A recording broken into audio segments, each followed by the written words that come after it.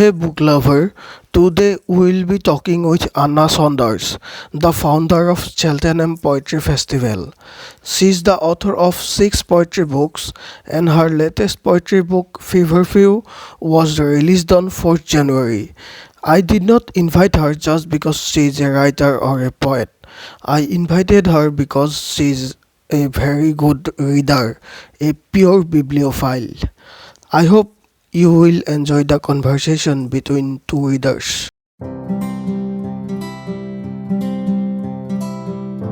The number of books written by you clearly says how much you are passionate about writing.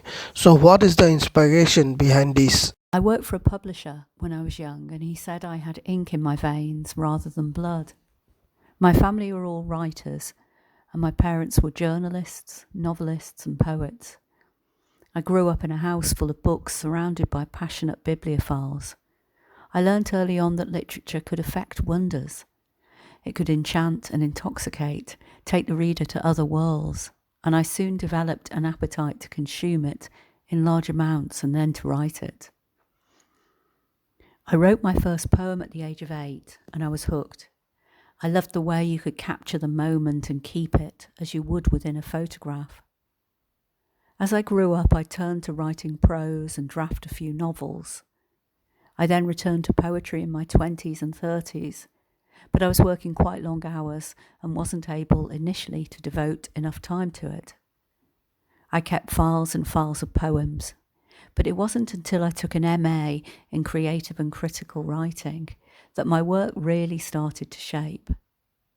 While doing the course, I had my first book, Communion, by Wild Conversations Press, published, and that was to be the first of 6 books, the latest being Feverfew from Indigo Dreams.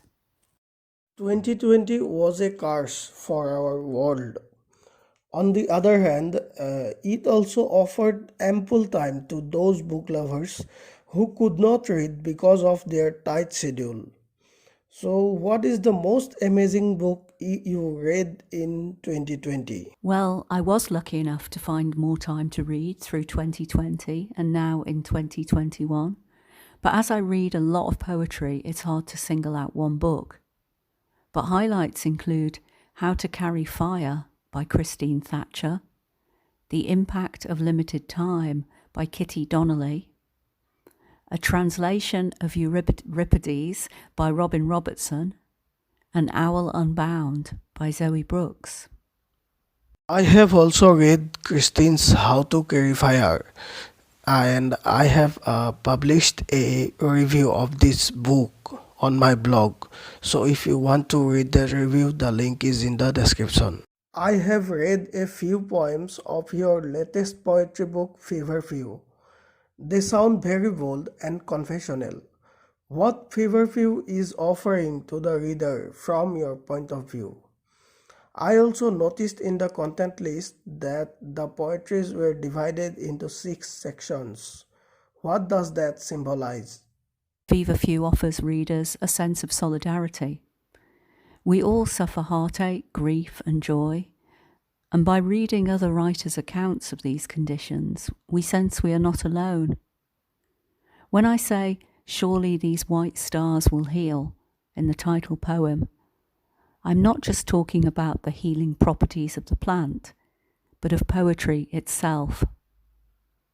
Helen Ivory described it as extremely good medicine, and I do hope the book will offer some solace.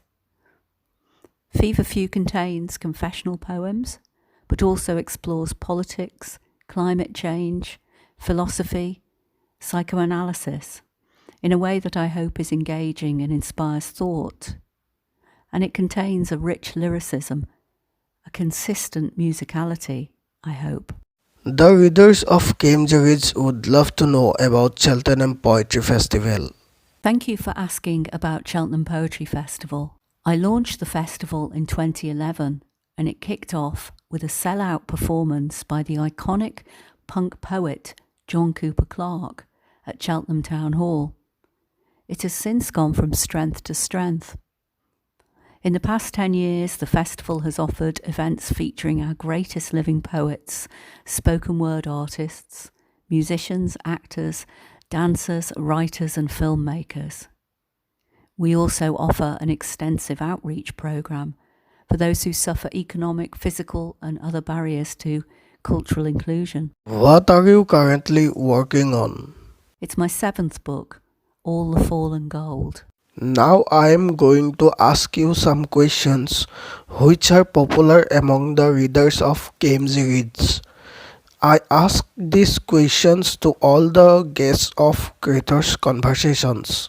The first question is, Nikita Gill, a famous poet on social media, once said in an interview, 8 billion people are living their life in 8 billion ways.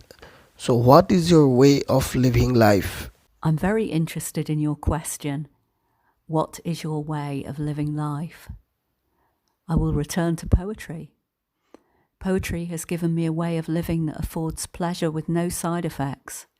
I spend my days working as a mentor, a festival director, a poet, and a teacher. It is a very giving art form. There are so many readers of my blog who want to become full time writers. What will be your message to them? If you're talking about writing poetry, then I would suggest write and read, then read some more. Consuming poetry is essential for anyone who wants to write well. Don't be too self-critical either. It can stop you in your tracks. Find workshops and groups and try to meet other writers, at least online.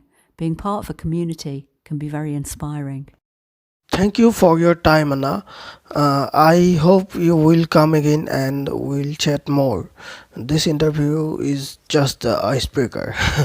And all the best. This Creators Conversations is a part of the Feverfew blog tour hosted by Isabel Kenyon. I hope you got something to cherish your life from our conversations. If you want to know more about Anna, you can visit her blog. You can also follow her on Twitter and Instagram. Go and buy a copy of Feverfew if you want to explore her thoughts. Don't forget to share this interview with your friends, foes, and family. Keep reading, keep smiling.